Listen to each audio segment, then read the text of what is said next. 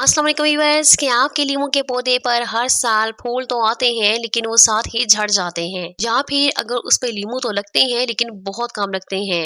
छोटे छोटे लीमू बनने के बाद पीले होकर गिर जाते हैं। अगर आप भी चाहते हैं कि आपका लीमू का पौधा इतने ज्यादा लीमू दे के शाही फलों के वजन से झुक जाए तो आज की ये वीडियो आपके लिए बहुत खास होने वाली है। बहुत से लोग समझते हैं कि सिर्फ पानी देना और कभी कभार खाद डाल देना ही काफी है, लेकिन हकीकत ये है कि लीमू के पौधे को ज्यादा फल देने के लिए कुछ खास बातों का ख्याल रखना जरूरी होता है। सिर्फ एक या दो छोटी गलतियां आपके पौधे की सारी मेहनत जाया कर सकती हैं और पौधा फूल तो देगा लेकिन फल नहीं।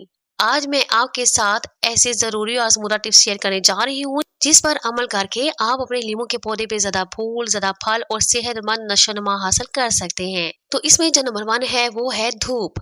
लीमू का पौधा सूरज की रोशनी को बहुत पसंद करता है और अच्छी पैदावार के लिए इसे रोजाना कम से कम 6 से 8 घंटे बराह रास्त धूप की जरूरत होती है। अगर पौधा ज्यादातर वक्त छायादार जगह पर रहेगा तो इसके बढ़ने की रफ्तार सुस्त हो जाती है, पत्ते कमजोर पड़ जाते हैं और फूल बनने का अमल भी मुतासर होता है। बहुत से लोग अपने लीमू के पौधे को घर के अंदर, बरामदे में या ऐसी जगह रख देते हैं जहां थोड़ी देर के लिए धूप आती है। इसकी वजह से पौधा सब्ज तो नजर आता है लेकिन इस पर फूल और फल बहुत कम लगते हैं। अगर आपका पौधा गमले में लगा हुआ है तो इसे ऐसी जगह मुंतकिल करें जहां सुबह से दोपहर तक अच्छी धूप आती हो।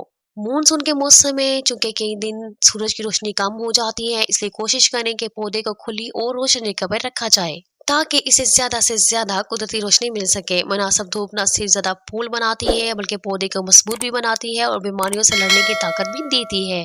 याद रखें, एक सेहतमंद और धूप में पलने वाला लीमू का पौधा ही ज्यादा फूल और ज्यादा लीमू पैदा करता है। नंबर 2 पर है पानी।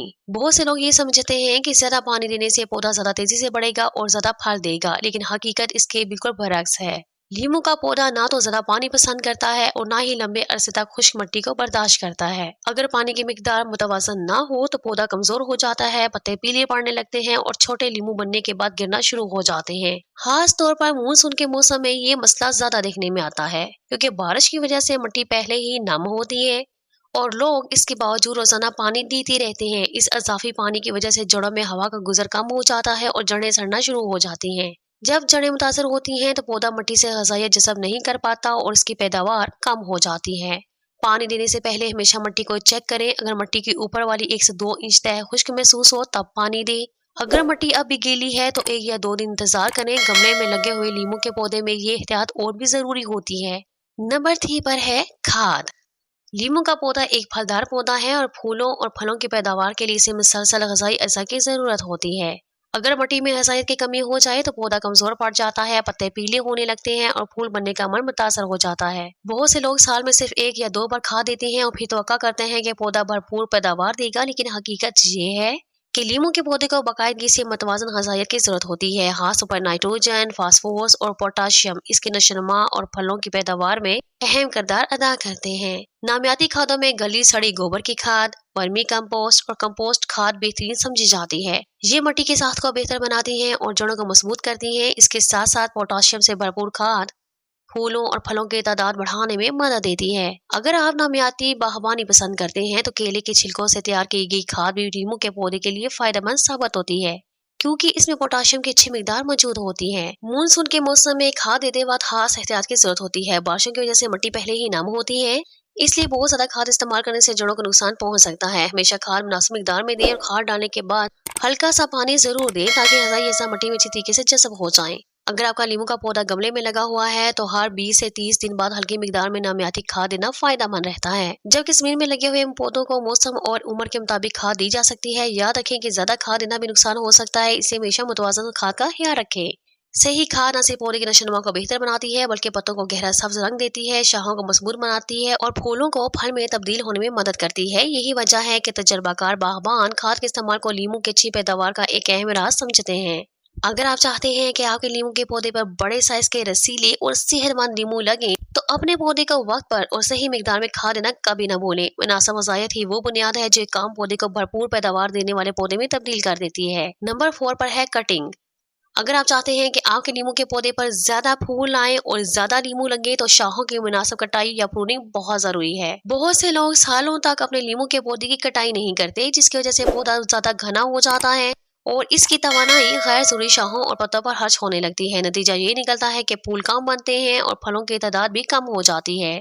जब पौधे में खुश्क, कमजोर या बीमार शाखें मौजूद हों तो वह न सिर्फ पौधे की खूबसूरती को मुतासर करती हैं बल्कि ग़िज़ाइयत और तवानाई का बड़ा हिस्सा इस्तेमाल करती रहती हैं। अगर इन शाखों को वक्त पर हटा दिया जाए तो पौधा अपनी सारी ताकत नई और सेहतमंद शाखों, फूलों और फलों की पैदावार पर सर्फ करता है। लीमू के पौधे की कटाई करते वक्त सबसे पहले इन शाखों को हटाएं जो मुकम्मल तौर पर सूख चुकी हों या जिन पर बीमारी और कीड़ों के आसार मौजूद हों। इसके बाद इन शाखों को भी कम करें जो एक दूसरे के ऊपर बढ़ रही हों और रोशनी के गुजर को रोक रही हों। जब पौधे के अंदर तक धूप और हवा पहुंचती है तो पौधा ज्यादा सेहतमंद रहता है और बीमारियों का खतरा भी कम हो जाता है। मानसून के मौसम में ये एहतियात और भी जरूरी हो जाती है क्योंकि नमी ज्यादा होने की वजह से फंगस और दीगर बीमारियां तेजी से फैल सकती हैं। अगर पौधा बहुत ज्यादा घना हो तो नमी शाखों और पत्तों के दरमियान फंस जाती है और बीमारियों के मकानात बढ़ जाते हैं। मुनासिब कटाई से हवा का गुजर बेहतर होता है और पौधा ज्यादा महफूज रहता है। कटाई हमेशा साफ और तेज कैंची या प्रूनिंग से करें ताकि शाख को कम से कम नुकसान पहुंचे। कटाई के बाद अगर मुमकिन हो तो कटे हुए हिस्से पर फंगस से बचाव के लिए मुनासिब एहतियात भी इख्तियार करें, खासतौर पर बारिशों के मौसम में। याद रखें कि कटाई का मकसद पौधे को छोटा करना नहीं बल्कि इसे ज्यादा सेहतमंद और ज्यादा पैदावार बनाना होता है। एक अच्छी तरह से तराशा हुआ लीमू का पौधा न सिर्फ खूबसूरत नजर आता है बल्कि इस पर फूल और फल भी ज्यादा आते हैं। और अब नंबर 5 पर है कीड़े और बीमारियां। अक्सर ऐसा होता है कि पौधा सेहतमंद नजर आता है, इस पर फूल भी आते हैं, लेकिन कुछ ही दिनों बाद फूल या छोटे लीमू गिरने लगते हैं। इसकी एक बड़ी वजह कीड़ों और बीमारियों का हमला होता है। लीमू के पौधे पर आमतौर पर एफर्स, मिलीबग्स, व्हाइट फ्लाइज और स्केल हमला करते हैं। ये कीड़े पत्तों और शाखों का रस चूसते हैं जिसकी वजह से पौधा कमजोर हो जाता है,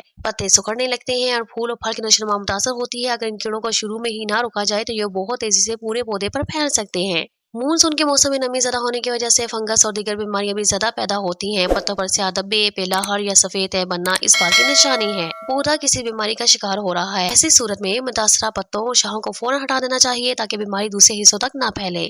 और इसके लिए आई बटन में आपको लिंक नजर आ रहा होगा। मैं ऑलरेडी इस पे वीडियो पोस्ट कर चुकी हूँ। मैंने 5 ऐसे कुदरती स्प्रे बताए हैं जो आप आसानी अपने घर में तैयार कर पाएंगे। इनके लिए आपको बाहर से कोई भी चीज परचेज नहीं करनी पड़ेगी, नेचुरल चीजों से आप तैयार करेंगे और यकीन जाने इसका रिजल्ट ऐसा होगा कि ना सिर्फ आपके पौधों पर से कीड़ों का मुकम्मल खात्मा हो जाएगा बल्कि आपके पौधों पे भी कोई नुकसान नहीं होगा, वो एकदम सेहतमंद रहेंगे। तो वीडियो को वॉच करके अगर आपके पौधे पे कीड़ों का हमला हो चुका हो तो उसका इस्तेमाल जरूर करें। और इसके साथ साथ पौधे का बाकायदगी से मुआयना भी करना है। आपने हफ्ते में कम से कम एक बार पत्तों के ऊपरी और निचले हिस्से को गौर से देखें। अगर किसी जगह कीड़ों, अंडों या बीमारी की इब्तदाई लम्हात नजर आए फौरन कार्रवाई करें। इब्तदाई मरहले में मसला हल करना हमेशा आसान और मुयस्सर होता है। इसके अलावा पौधे की इर्द गिर्द सफाई का खास ख्याल रखें। सूखे पत्ते, गिरी हुई टहनियां और खराब फल फौरन हटा दें क्योंकि ये कीड़ों और बीमारियों के पनाहगाह बन सकते हैं। साफ सुथरा माहौल पौधे को सेहतमंद रखने में अहम किरदार अदा करता है। याद रखें कि एक सेहतमंद और बीमारियों से महफूज लीमू का पौधा अपनी पूरी तवानाई फूलों और फलों की पैदावार पर सर्फ करता है। यही वजह है कि तजर्बाकार बागबान सिर्फ खाद और पानी पर तवज्जो नहीं देते बल्कि पौधे की हिफाजत को भी इतनी ही अहमियत देती हैं। अगर आपको ये वीडियो पसंद आई हो और इससे आपको कुछ नया सीखने को मिला हो तो वीडियो को जरूर लाइक करें, अपने दोस्तों और घर वालों के साथ शेयर करें और ऐसे ही मजीद मुफीद बागबानी टिप्स के लिए मेरे चैनल को सब्सक्राइब करना ना भूलें। और इसके साथ साथ आपने बेल के आइकन को भी जरूर प्रेस करना है ताकि इस तरह के मालूमाती वीडियो सबसे पहले आपको मिले। कमेंट में जरूर बताएं कि आपके लीमू के पौधे पर इस वक्त कितने लीमू लगे हुए हैं और आप अगली वीडियो किस पौधे के बारे में देखना चाहते हैं। तो फिर मिलते हैं एक नए मालूमाती वीडियो के साथ। तब तक के लिए हाफिज। दुआ में याद रखें अपना, अपने घर वालों का और अपने प्लांट्स का बहुत ज्यादा ख्याल रखें।